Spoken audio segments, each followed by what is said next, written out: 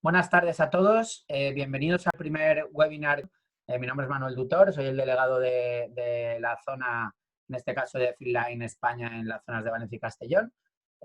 Y vamos con este webinar, con este primer webinar, a lanzar durante esta semana toda una serie de empresas que se dedican a lo que sería el mundo de la iluminación, la formación y sobre todo también la comunicación, que sabéis que ahora mismo va todo unificado. Joaquín Puerta Campillo es el director comercial y a la vez ingeniero eléctrico y uno de los mejores formadores en la actualidad en España del tema del Dialux. Está haciendo charlas constantemente en colegios de ingenieros industriales. En breve también tenemos en el Colegio de Aparejadores aquí en la ciudad de Valencia y también en colegios de ingenieros aquí en Valencia. Y bueno, la verdad es que ahora mismo se ha convertido con toda su juventud, que ahora lo veréis, en un auténtico referente. Es uno del equipo de la Web Todo Lux, que está también intentando formar a todo el mundo en España. Y bueno, para nosotros es un orgullo que pertenezca a nuestro equipo, porque es la manera más directa de poder aprovecharme de él todo lo que se pueda. Entonces, bueno, Joaquín, yo te voy a dejar con toda esta multitud de técnicos que tienen el gusto, de técnicos comerciales, porque hay una mezcolanza. Tenemos interioristas, decoradores, arquitectos, ingenieros, distribuidores, ¿vale? Por lo tanto, bueno, están a tu disposición y vamos a ponernos a funcionar. Os dejo con Joaquín Puerta. Muchas gracias, Manuel. Bueno, bienvenidos, buenas tardes a todos. Como ha dicho tutor, soy Joaquín Puerta y antes de comenzar la presentación sí que quiero aclarar que al final aquí estamos todos en familia, estamos para aprender, para que esto nos aporte y no tengáis ningún problema en preguntar, en parar la charla para hacer preguntas y así lo hacemos todo de forma más dinámica y más entretenido. La charla no va a durar más de 40 minutos, va a estar enfocada a los conceptos técnicos principales a tener en cuenta a la hora de realizar un diseño o un proyecto de iluminación y, lógicamente, pues está orientado a la parte técnica, no tanto a la parte muy decorativa, sino más a la parte técnica del proyecto, de qué requisitos hay que tener en cuenta, qué conceptos hay que aplicar en función de qué proyecto. Y bueno, vamos a hablar básicamente de estos conceptos para que los tengamos todos un poco más claros a la hora de hacer un proyecto de iluminación. Bien, pues estamos todos listos. Tutor, ¿se puede empezar? Adelante, sí, se puede empezar. Perfecto. Ahora, según se vayan incorporando, yo les iré dando entrada. Está el señor Mayans. Don Vicente, si quiere usted para cerrar el vídeo y así fluirá la información mejor, para que corra mejor el tema. Y cualquier duda la hablamos por el chat. Tenemos los micrófonos silenciados de todos los participantes. Y cuando acabe Joaquín, lo que hemos comentado es que haremos, quien quiera quedarse un ratito más para aclarar dudas, pues Joaquín ya se queda, pero vamos a intentar respetar para que al 45 tengamos finalizado el webinar. ¿Ok? Venga, pues perfecto. Joaquín, todo tuyo. Venga, vamos a ello. Bueno, este sería el índice que vamos a ver esta tarde. Vamos a hablar de la eficiencia energética, de la tecnología LED y los sistemas de control. Después vamos a pasar a hablar de la base técnica para tener en cuenta en los proyectos de iluminación y control. Y por último, las soluciones tecnológicas que a día de hoy nos podemos encontrar. Bien, pues vamos a empezar por la parte de la tecnología LED y los sistemas de control. Al final, antes de iniciarnos, ¿no? ¿Cuál es el objetivo de la tecnología LED y de los sistemas de control y todo lo respecto a la iluminación? Pues el objetivo principal es aumentar la eficiencia energética de las instalaciones. Para ello, la industria de la iluminación cada vez va fabricando luminarias con una mejor relación lúmenes-vatio, como tenemos aquí, y esto nos aporta poder reducir la potencia instalada de las instalaciones y, lógicamente, cada vez tenerlas más eficientes. Si a ello le aplicamos los sistemas de control que están habiendo ahora disponibles cada vez más eficientes, pues ya sí que nos ayuda a darle una eficiencia extra adicional a esa instalación. Bien, el objetivo, aumentar la eficiencia energética de las instalaciones, manteniendo o mejorando, lógicamente, el confort visual. Y esto es importante porque de nada sirve tener una instalación muy eficiente si no nos centramos en el confort visual, que es muy importante, sobre todo en lugares de trabajo, hablando de oficinas, universidades, locales comerciales, salas de exposición. Siempre, aparte de la eficiencia energética, muy importante el confort visual, y de eso vamos a hablar. Aquí tenemos la normativa a la que hay que hacer referencia, la norma UNE 12464-1, que sería la que hace referencia a instalaciones de alumbrado interior, la guión 2, que es para lugares de trabajo en el exterior, como puede ser, por ejemplo, una estación de servicio, una gasolinera, un área de aparcamiento, o por ejemplo, un puerto. Y muy atentos al documento de ahorro energético HE3 del Código Técnico de la Edificación. Y, por supuesto, haciendo caso a la guía del IDAE. Bien, antes de empezar con la base técnica de qué hay que tener en cuenta para los proyectos de iluminación, vamos a hacer una breve introducción de cómo ha ido evolucionando y cuál es el futuro de la tecnología LED. Como todos sabéis, la tecnología LED empezó hace años, comenzó de una forma que bueno, pues era una forma de iniciar esta tecnología. Normalmente se aplicaba la tecnología LED en luminarias que eran de halógeno metálico, de vapor de sodio, de fluorescencia, y se hacían adaptaciones para conseguir tener una mejor eficiencia.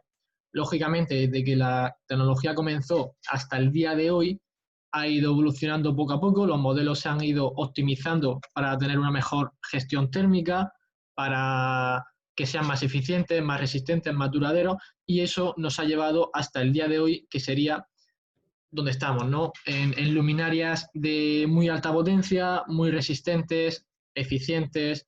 Estamos ya hablando de eficiencia superior a 150 lúmenes vatio. Incluso ahora recientemente ha salido un LED de 200 lúmenes vatio. Entonces, bueno, con esta breve introducción lo que quiero aclarar, ¿no?, es que la tecnología LED, desde su inicio, que a más de uno le pudo surgir malas experiencias, hasta el día de hoy, ha cambiado mucho, se ha mejorado, y esto, bueno, a día de hoy nos da una seguridad totalmente para poder aplicarla en cualquier tipo de proyecto. No solamente en unos... sin olvidarnos, Joaquín, de que también tenemos, desgraciadamente, todavía muchas tecnologías que nos dan muchas desagradables sorpresas. Correcto, exactamente. Pero lo que sí, gracias, tutor, pero lo que quiero decir es resaltar que a día de hoy cualquier tipo de proyecto que sea, en las condiciones climáticas que se encuentre, o de la importancia que sea, permite su implantación, permite la implantación de la tecnología LED para mejorar la eficiencia energética y el confort visual.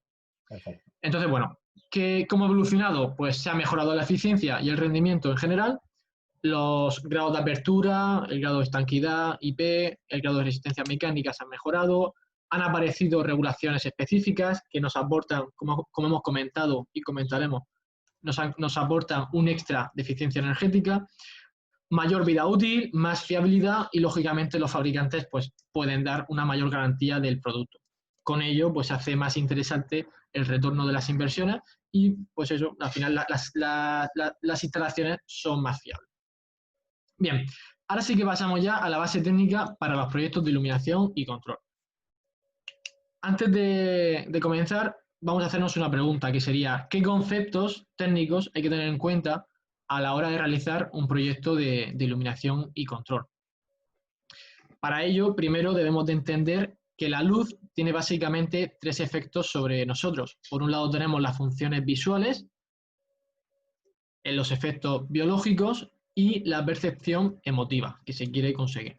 En cuanto a las funciones visuales, tenemos la iluminación para áreas de trabajo y tareas visuales en función de la normativa, de los requisitos que tenemos.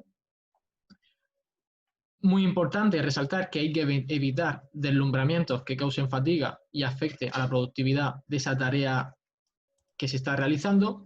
En cuanto a los efectos biológicos, con la tecnología, con la iluminación, se puede alterar o modificar los ritmos biológicos en las personas, es decir, por ejemplo, con la temperatura del color se puede hacer que una persona esté más calmada, en el caso, por ejemplo, de un restaurante, o que esté más activa, como puede ser en el caso de una industria o de un proceso productivo, y también se puede modificar la motivación y el bienestar del ser humano. Y en cuanto a la percepción emotiva, pues sabemos que la iluminación nos puede ayudar a resaltar el diseño de cualquier tipo de construcción, ya sea, por ejemplo, pues una fachada exterior, resaltar es decir, un objeto en una sala de exposición, etc. Y bueno, que también se puede influir en la psicología del usuario. Bien, una vez que hemos hablado de cómo entender la luz y qué efectos tiene sobre nosotros, vamos a pasar a los conceptos básicos. Y cuando digo básicos, lógicamente aquí siempre se puede decir que hay más conceptos a tener en cuenta, pero digamos que los hemos intentado resumir en los principales que hay que tener en cuenta en un proyecto de iluminación. Vamos a verlos. Serían estos de aquí. Empezando por arriba a la izquierda tenemos el GR o UGR, que es el índice de deslumbramiento. Tenemos el riesgo fotobiológico, el grado de resistencia a la estanquidad, el grado de resistencia mecánica, el índice de reproducción cromática, la temperatura del color y el efecto flicker. Vamos a ir explicando uno a uno y comentando cuán importante es en función del tipo de aplicación.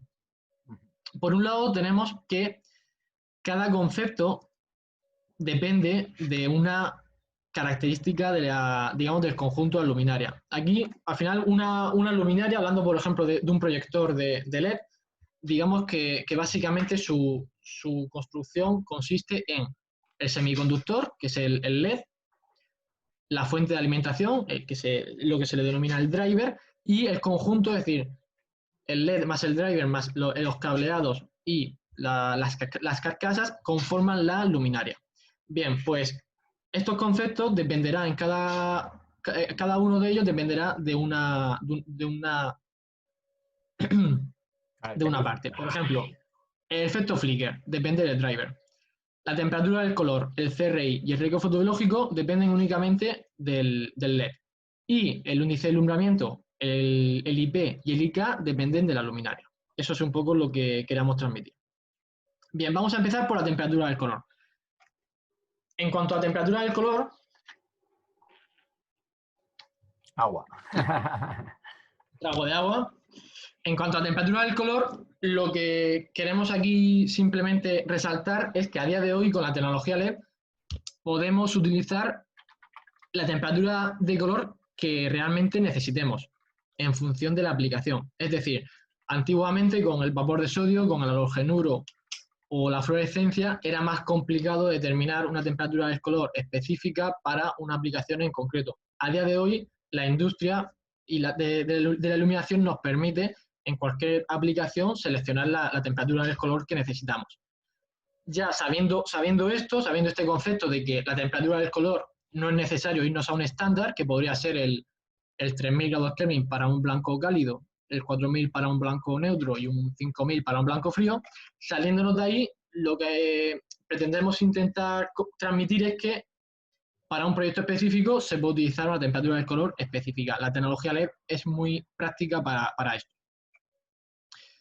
Bien, en función de ello, en cada aplicación, pues lógicamente, si vamos a hacer una instalación, un proyecto de interior, por ejemplo, como un local nocturno, pues la temperatura del color tendrá que generarnos el efecto de tranquilidad, de calma, y eso se consigue con tonos cálidos.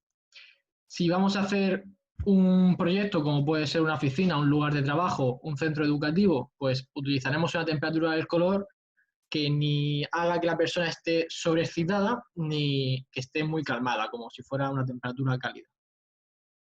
Y luego, pues si vamos a hacer, por ejemplo, una instalación deportiva o una aplicación industrial, pues ahí sabemos que podemos irnos a una tonalidad más fría en función del tipo de tarea realizada. Bien, esta parte la vamos a pasar un poco más rápida y pasamos al CRI. El CRI es el índice de reproducción cromática, que en otras palabras es la capacidad que tiene la luminaria de reproducir los colores a los que está iluminando. Es decir, imaginémonos una sala de exposición donde hay un mueble y se le enfoca con una luminaria. En función de cómo sea el CRI de esa luminaria, reproducirá correctamente los colores de ese mueble que está en la exposición. Entonces, Perdona, ¿qué queremos Jorge, decir? Sí, una pregunta. En el CRI, ¿cuál sería la luz de referencia? Porque para todas estas cosas es importante tener un referente. Yo siempre he tenido como referente en este tema concreto del CRI el sol. ¿Estamos en lo correcto de que el sol, el CRI 100 es el sol? eso es como un concepto que O se sea, en la dice, ¿no? calle. En el lenguaje de la calle, pero realmente no es eso, porque Correcto.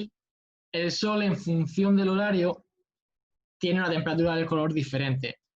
Es decir, el sol cuando amanece tiene una tonalidad cálida, Cálida. cuando se va moviendo hacia el mediodía tiene una tonalidad más fría y conforme anochece va cambiando la temperatura del color. Eso que acabas de preguntar es muy interesante y lo vamos a ver en las últimas diapositivas cuando entremos a hablar de cómo podemos nosotros controlar la temperatura del color y la intensidad para mejorar el bienestar de las personas. Eso entra dentro de la Human Centric Lighting.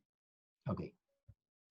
Vale, digamos que continuando con lo que estábamos hablando, lo importante del CRI es que, que tengamos claro, bueno, si lo medimos en la escala de CRI, a día de hoy se mide de 0 a 100, digamos que la tecnología LED está el estándar en 80 o 70, depende de la temperatura del color, y lo importante es que sepamos que a día de hoy, si tenemos una aplicación en la que necesitamos un CRI más alto porque queremos realmente resaltar los colores o de ese objeto de iluminar, como puede ser, por ejemplo, un museo, una sala de exposición, un local comercial, un supermercado, pues que se puede utilizar un LED con un CRI más alto, con un CRI cercano a 96, casi ya a 98, los hay, y que reproduce de una manera más óptima los colores de los objetos.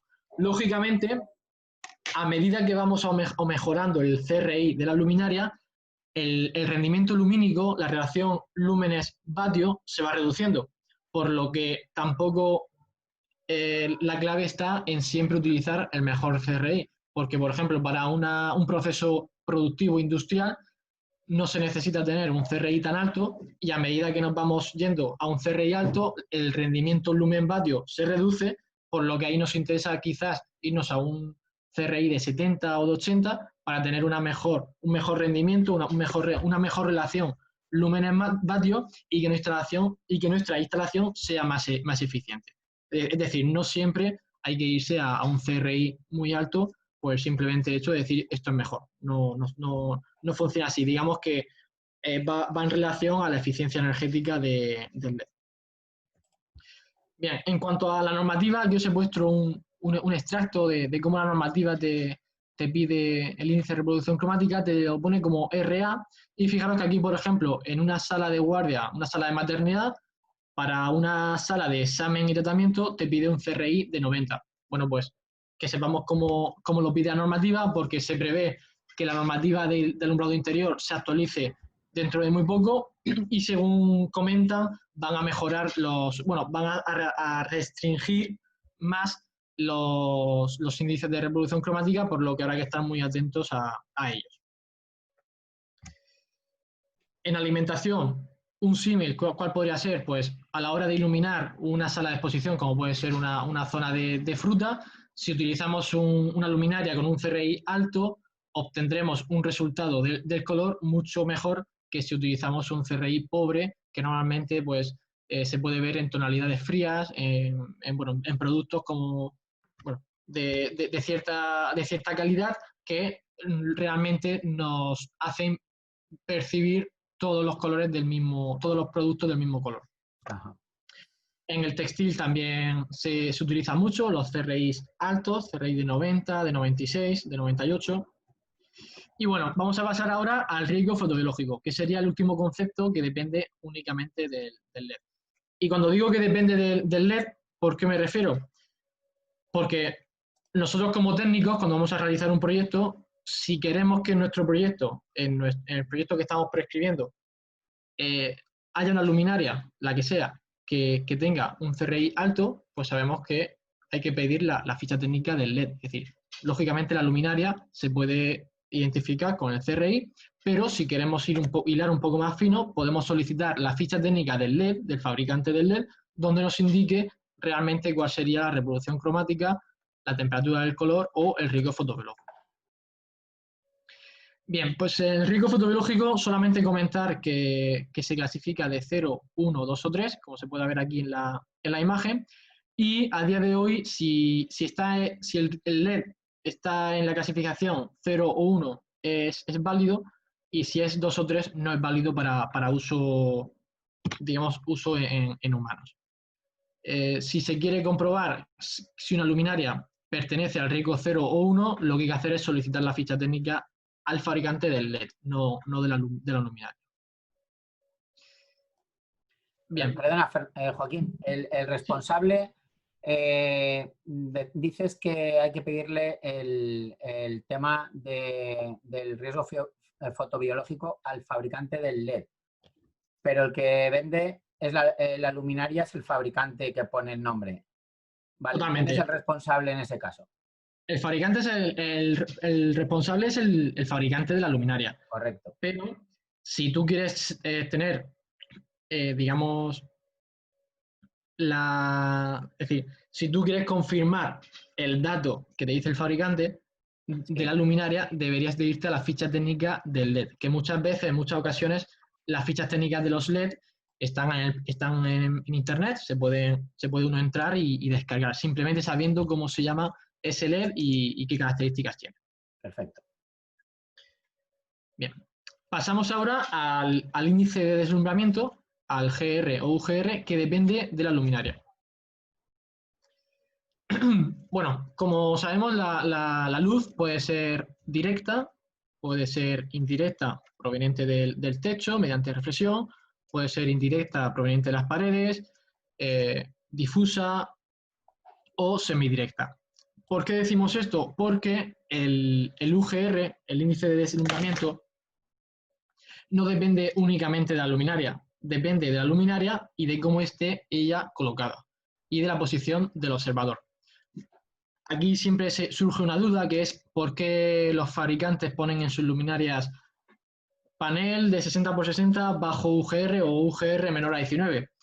Digamos que bueno, eso no te está certificando o confirmando que esa luminaria, cuando tú la instales, obtendrás un UGR menor a 19, sino te está indicando que probablemente cuando la instales, si la instalas a una cierta altura y en un espacio estándar, no tendrás un deslumbramiento superior a 19. Pero es importante recalcar que el índice de deslumbramiento se recomienda calcularlo mediante un programa informático, como puede ser, por ejemplo, Dialux, en el que tú coloques las luminarias y en función de cómo sean los techos, las paredes, los grados de reflexión y cómo esté posicionada la posición del observador, que en este caso es el trabajador que va a estar sentado en su mesa, en su mesa de escritorio trabajando, en función de esos factores, determinar qué deslumbramiento tendrá y si será menor a 19 o a 16 en función de la aplicación que vaya a realizar. Por ejemplo, en un despacho de arquitectura se requiere un UGR menor a 16, ya que se hacen trabajos de precisión y la normativa te dice que hagas hincapié en quitar el deslumbramiento de ese trabajador. Lógicamente, a medida que reducimos el deslumbramiento de una luminaria, el rendimiento lumínico, es decir, la relación lúmenes-vatio de esa luminaria se ve también reducida. Por ello, vuelvo a recalcar que es importante tener en cuenta el índice de deslumbramiento en las aplicaciones que sean necesarias, como pueden ser centros educativos, oficinas, pues, por ejemplo, en un comercio o en un restaurante donde se quiere tener un buen confort visual, que la persona no esté con un fogonazo en la cara, ¿no? un deslumbramiento, pues ahí en esas aplicaciones es muy importante tener en cuenta el índice de deslumbramiento. Bien, aquí como hemos comentado, ¿de qué depende? Pues depende de la forma y tamaño del espacio, del techo, pared y suelo, de la distribución de las luminarias en el espacio, de la posición del observador y de cómo será la luminaria. Pero no quiere decir que porque la luminaria ponga en el embalaje UGR menor a 19, sea UGR menor a 19. Bien, aquí tenemos un extracto de la normativa, por ejemplo, para un establecimiento sanitario, en una sala de espera, la normativa aquí es donde te indica el índice de deslumbramiento y te indica que tiene que ser menor a 22. Si nos vamos a la siguiente página, por ejemplo, a un alumbrado general en una sala de guardia, te dice que tiene que ser como mucho 19. Ha sido un poco más restrictivo. Normalmente la normativa te dice que si en esa tarea a realizar la persona, el trabajador, va a tener que hacer uso de lectura o uso de la pantalla del ordenador o va a tener la mirada más centrada, el deslumbramiento te lo reduce para que esa persona tenga un mejor confort visual. Bien, ¿de qué depende? Pues si nos centramos en la luminaria, el índice de deslumbramiento depende de la posición del LED y de las capas, es decir, de los polímeros que le incorporemos encima de ese LED para mejorar el confort visual. Digamos que en función de cómo sean estas capas de este material, la distribución fotométrica de la luminaria será diferente y digamos que para que nos hagamos una idea de cómo determinar si vamos a tener un mejor deslumbramiento o no, es utilizar archivos fotométricos donde la curva fotométrica vaya directamente al plano de trabajo y no vaya a la cara del observador, es decir, no vaya a la dirección de los ojos de la persona que está haciendo esa tarea visual.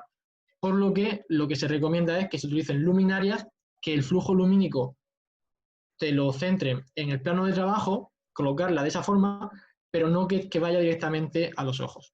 A día de hoy, lógicamente, pues en muchos proyectos esto no se tiene en cuenta y se ponen las luminarias, pues o bien como viene en el techo desmontable o bueno, no se tiene en cuenta directamente. Vale, ahora vamos a pasar al grado de resistencia mecánica IK e IP, que aquí no me va a parar mucho, simplemente comentar que es el IP es el grado de estanquidad, el IK es el grado de resistencia mecánica y que en función de la aplicación que vayamos a utilizar, pues nosotros como técnicos tenemos que definir qué grado utilizar en función de la aplicación a usar. Es decir, no es lo mismo el grado de estanquidad en una oficina que en una cocina industrial, que en una plaza de garaje o un alumbrado público, un alumbrado de una fachada exterior, etc. Aquí tenemos en las tablas cada dígito a qué hace referencia, pero aquí realmente no me voy a parar porque aquí doy por hecho que todo el mundo tiene esta parte más clara. Vale, y ahora pasamos al último concepto básico, que sería el efecto flicker. Y bueno, comentar que el efecto flicker no es otro que el famoso efecto estroboscópico que había con la tecnología anterior, es el parpadeo que genera la luminaria cuando está encendida. Y lo importante de esto es que sepamos que depende del driver y que en función de cómo sea la calidad del driver, de cómo sea la electrónica interna, de cómo lleve los rectificadores, tendrá un efecto mayor o menor. Es decir, si utilizamos una electrónica de calidad, a día de hoy se puede pedir, se puede exigir que la electrónica que lleva esa luminaria tenga el efecto flicker limitado y que no nos genere un parpadeo en nuestra instalación. A día de hoy prácticamente todas las luminarias de una calidad medio-alta ya tienen, si se van a utilizar en ambientes de trabajo, tienen el efecto flicker limitado, pero es importante tenerlo en cuenta porque hay otros muchos que a día de hoy todavía esto no lo tienen en cuenta. Vale, vamos a dejar los aspectos básicos de la luminaria, el LED y el driver, y vamos a pasar a un concepto que para mí, bajo mi punto de vista, a título personal, para otros será totalmente otro, ¿no? Para mí ha sido realmente la revolución en la tecnología LED, que es la dirección del flujo lumínico. La dirección del flujo lumínico mediante ópticas secundarias.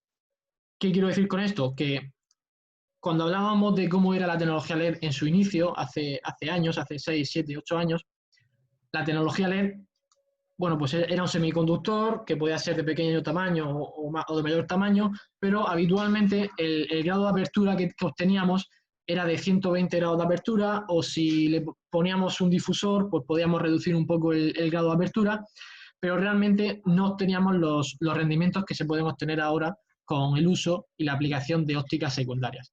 ¿Qué significa esto? Pues que encima de cada LED, a día de hoy se puede utilizar ópticas que se incorporan justo encima de ese LED, y lo que nos hace es que nos desvía el flujo lumínico donde nosotros realmente lo necesitamos. ¿Qué conseguimos con esto? Grado de apertura, por ejemplo, de 7 grados, de 15, de 30 grados, de 45, ópticas asimétricas que se utilizan mucho en el alumbrado público para bañar la calzada y adaptarte al ancho y a la interdistancia de la calzada.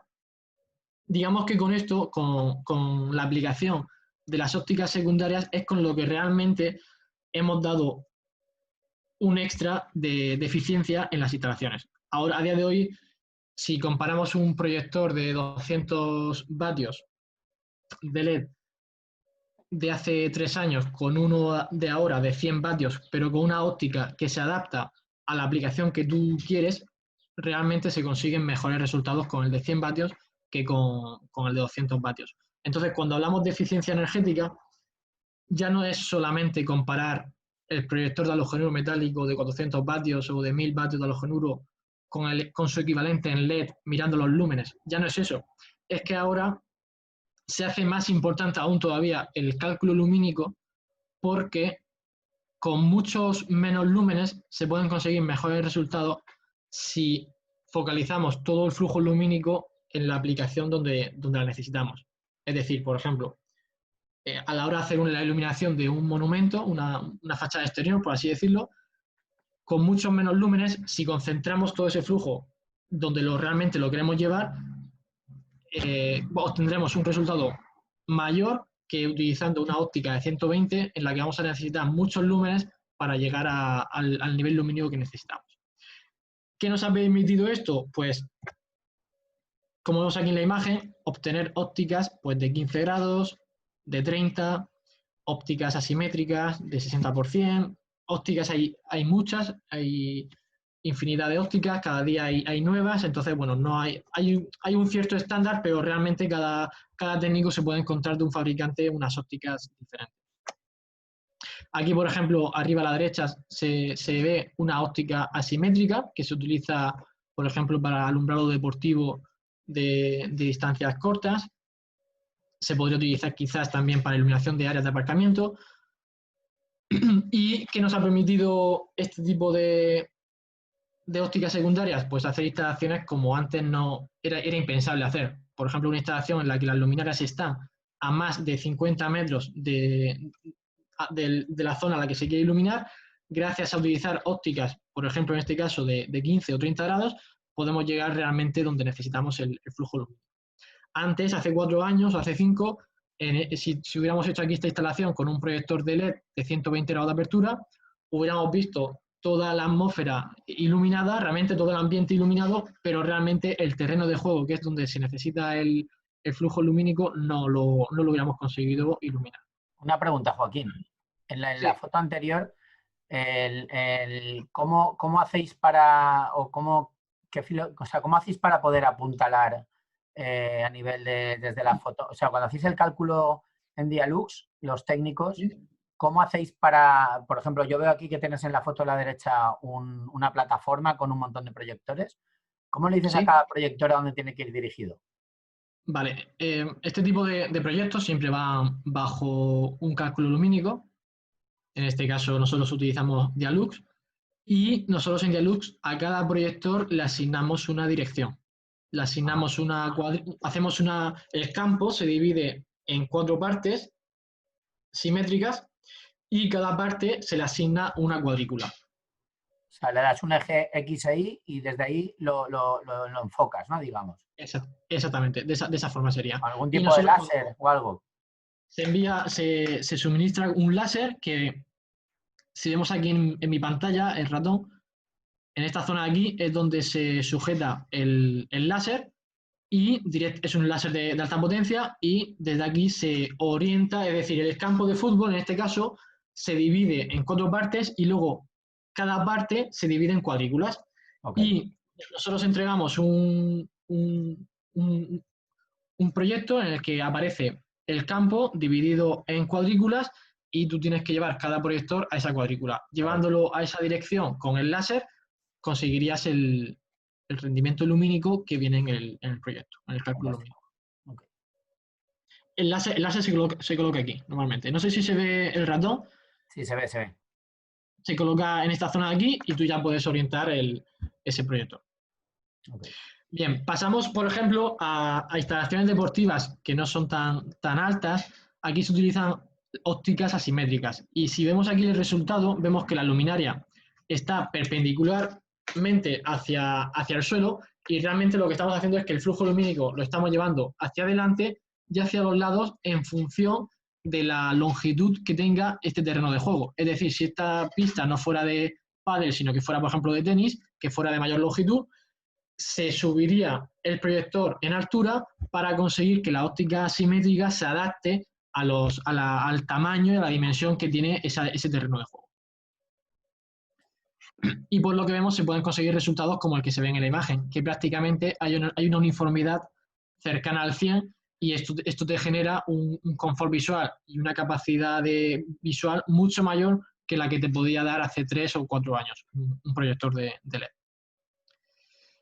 Bien, pues estos conceptos que hemos comentado, al final, en función de la aplicación, ya sea una oficina, un comercio, una gran superficie, industrial, etcétera, en función del tipo de aplicación, tendremos que tener en cuenta cuál aplicar y cuál no. Es como he comentado, en una oficina habrá que tener en cuenta el UGR, el CRI, el efecto Flickr, pero quizás en una industria el CRI no sea necesario, el efecto Flickr quizás no lo sea tanto, aunque sí que es cierto que en una industria el efecto Flickr debería ser importante, pero por ejemplo el UGR pues no habría que tenerlo tan en cuenta, sino que habrá que tener en cuenta otros conceptos que hacen que la instalación sea más eficiente, como puede ser el uso de una óptica secundaria. Bien, ahora vamos a pasar a soluciones tecnológicas, que es, bueno, seguimos en soluciones tecnológicas, hemos visto los conceptos a tener en cuenta, ahora vamos a ver qué soluciones tecnológicas hay para mejorar todavía más la eficiencia energética. En este caso, el uso de sistemas de regulación y control. Aquí en la imagen, en la diapositiva he puesto tres sistemas, pero vamos, sistemas de control hay muchos modelos, muchos formatos, y lo que quiero un poco comentar es que a día de hoy, con el avance tecnológico que ha habido, hay sistemas de regulación concretos para cada aplicación y estos sistemas sí que nos están aportando un extra de eficiencia muy importante. Y voy a poner un ejemplo. Ahora, por ejemplo, cuando realizas el diseño de una oficina, pensemos en una oficina diáfana, una oficina donde todos los puestos de trabajo están en una misma planta y tenemos luminarias que cada luminaria pertenece a un puesto de trabajo. Si le aplicamos el sensor que tenemos aquí en la derecha, que sería un sensor de flujo luminoso que detecta la cantidad de luz natural que entra por la ventana, y además le incorporamos este tipo de sensor que detecta la presencia de la persona que está trabajando, conseguimos dos efectos. Uno, que si tenemos aporte de luz natural, la luminaria, en lugar de estar al 100%, se reduzca al 50, al 40, al 30, al porcentaje que sea necesario en función del flujo luminoso que necesitemos tener en el plano de trabajo. Y además, si el trabajador en un momento se levanta para ir a una reunión, se levanta para ir a otro sitio, automáticamente que la luminaria se reduzca, no en su 100%, pero sí en un margen que tú establezcas. Pues puede ser un 20%, un 10%. Entonces, claro, estamos hablando de instalaciones en las que una luminaria que te puede consumir 50 vatios, estando el trabajador en su puesto de trabajo, en el momento en el que se va, pase a 5 vatios de consumo. Estamos aumentando mucho más todavía la eficiencia de las instalaciones. De esta forma, conseguimos que las instalaciones sean autónomas, que no sean dependientes de una persona que se acuerde de apagar o no la luz, y de esta forma se están consiguiendo rendimientos muy buenos y una eficiencia energética muy alta, hablando de grandes edificios de oficinas, universidades, etcétera. Y ya digo, a nivel de usos, pues, por ejemplo, si tenemos que hacer una industria, pues que sepamos que hay sensores y sistemas de regulación y control específicos para industria en los que se puede regular el ángulo de detección en función de si tenemos un pasillo o si tenemos una zona de trabajo. Digamos que a día de hoy ya la tecnología nos permite aplicar, en función del uso que vamos a tener, el sensor o dispositivo de control adecuado. Bien, estos sistemas de regulación, ¿cómo se controlan? De diferentes formas. Aquí sí que hay de todo, la tecnología está avanzando muy rápido y a día de hoy nos podemos encontrar muchos tipos de sensores. Que Aquí, bueno, pues perdona, perdona Joaquín, te sí, corto, y así bebes agua. Y perfecto. aprovecho, hago un poco de publicidad de esta así intrínseca que a veces me caracteriza. El jueves, como sabéis, el webinar va a tratar exclusivamente de este punto, que ahora Joaquín va a tratar un poco por encima para que conozcáis los básicos, pero vamos a tratar sistemas complejos de gestión de control de iluminación, ¿vale? Aparte de los básicos que ya conocemos. Y también estamos planteando con Joaquín y con un compañero, con Juanpa, que es otro de los técnicos de Threeline, que es un experto en el tema de Casambi, ¿vale? Entonces, que es un tema, una tecnología que está viniendo por todo el mundo a una velocidad bárbara, aunque va más aplicada a la parte doméstica y terciaria y no tanto a la parte industrial o digamos, de alumbrado público. Pero lo digo para los que estéis siguiéndonos en los webinars, que sepáis que esto lo tendremos el jueves. Joaquín, ¿ya has respirado? Puedes Sí, continuar. he vuelto, he vuelto a tomar aire y nada, estamos preparados.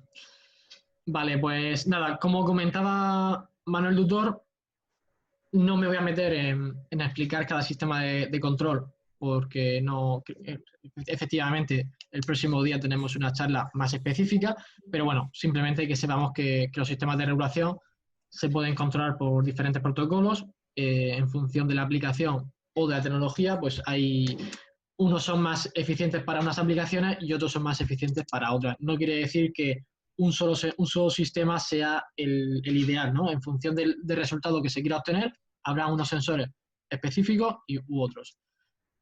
Y para dejar este punto, bueno, pues comentar que a día de hoy ya se pueden utilizar sistemas por Bluetooth, bueno, DALI 1.10 puertos, que son los que ya se pueden utilizar de hace tiempo, por Li-Fi, es decir, hay mucha tecnología y creo que es muy interesante la charla que vamos a tener el próximo día, donde vamos a explicar esto más en detalle. Bien, aquí simplemente os he puesto una imagen, ¿no? de lo que se puede realizar con, por ejemplo, con DMX, que es el sistema de regulación que se utiliza para controlar diferentes luminarias, diferentes tonalidades de color, diferentes temperaturas, pero bueno, tampoco vamos a pasarlo y vamos a llegar al punto donde vamos a hablar de la Human Centric Lighting, que esto es lo que te he comentado antes que vamos a hablar. Ese es el último concepto de la charla y aquí vamos a hablar de cómo adaptar la iluminación al ser humano. Básicamente, ¿qué es la Human Centric Lighting? Alguno ya lo habrá escuchado, es básicamente utilizar la tecnología de iluminación basada en tecnología LED, ¿no? Y control para obtener los beneficios de la luz natural en espacios de interior, que si lo resumimos con otras palabras sería cómo aplicar la iluminación artificial mediante sistemas de control para que se adapte al cuerpo humano en función de la aplicación que esté realizando y el horario en el que esté realizando. ¿Y esto porque de dónde viene la Human Centric Lighting? Pues viene de que el ser humano hace 80 años no estaba acostumbrado a estar en una oficina desde las 8 de la mañana hasta las 7 de la tarde y salir de ahí, meterse en un metro o en un transporte público y llegar a su casa a las 9 de la noche. Esta persona no debería de tener siempre la misma temperatura del color y la misma intensidad para que su ciclo biológico siga funcionando correctamente. Entonces, ¿qué se pretende con la Human Centric Lighting? Se pretende, en función de la hora y de la actividad que se esté realizando, adaptar la intensidad de la iluminación y la temperatura del color. Es decir, como hemos comentado antes, a las 8 de la mañana la temperatura del color debería de ser más cálida que a las 12 de la mañana, que es cuando el sol está más arriba, ¿no? Pues básicamente la Human Centric Lighting lo que busca es adaptar eso, que cualquier tipo de luminaria instalada ya sea en un puesto de trabajo, en un transporte público o en una vivienda, en función del horario, esté adaptada a la temperatura del color y la intensidad de iluminación.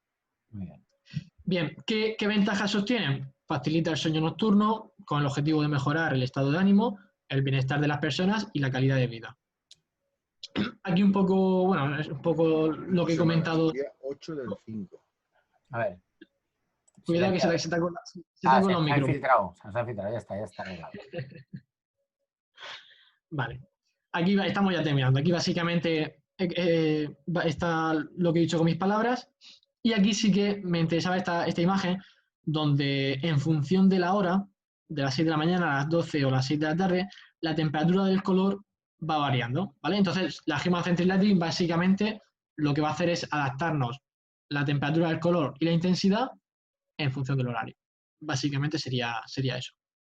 Aquí podemos ver un ejemplo de cómo en una oficina, en este caso pues una luz indirecta, mediante un sistema de control, cómo podemos cambiar la temperatura del color desde 2500 grados Kelvin hasta, bueno, aquí se pone 50.000, pero bueno, y la intensidad de alimentación. Perdón, la intensidad de iluminación, desde un 0% a un 100% en función del valor que necesitemos en la aplicación o tarea a realizar. ¿Vale? Esto se está utilizando mucho en hoteles, en centros de trabajo, y poco a poco se va a ir, con la evolución de los sistemas de control y regulación, se va a ir implantando más. Prácticamente, para mí esto no es el futuro, sino que es el presente ya. Y como comentabas tú, tutor, con el Casambi esto se hace muy, muy sencillo. Las instalaciones son de aplicación muy, muy, muy fácil, y yo creo que a partir de dentro de muy poco todas las instalaciones deberían de ir con este tipo de sistemas. Y bueno, hasta aquí mi parte de conceptos básicos para tener en cuenta en proyectos y en diseños de alumbrado. Y nada, espero que haya servido. Y doctor, no sé si tienes alguna pregunta. Bueno, a ver, yo, Joaquín, primero de todo, darte las gracias. Ahora lo que vamos a hacer es, la gente que tenga preguntas, bueno, hoy ha sido una charla rápida para que la gente conozca todos los conceptos necesarios que nos pueden servir para saber definir un proyecto. Evidentemente, luego estaríamos entrando ya en lo que sería el Dialux, los programas necesarios, que como Dialux hay otros tantos. Tú eres un experto también en Dialux. Estás dando charlas en muchos colectivos de técnicos explicando y formando a muchos ingenieros y arquitectos técnicos, interioristas en todo este manejo del programa, desde la parte básica, porque luego sabemos que hay programas superiores dentro del Dialux como el Evo, etcétera, etcétera, que ya es para gente profesionales que ya están muy, muy metidos en este sector, pero que bueno, que es una herramienta fundamental para poder alcanzar todo lo que tú aquí has expuesto. Yo ahora lo que haría es, dejaría abierto durante 5 o 10 minutos, no hemos tenido preguntas a nivel interno. Bueno, antes de entrar en las preguntas, sí que comentarles que evidentemente, y dentro de lo que tú has dicho, hablamos del presente, no el futuro, sino el presente.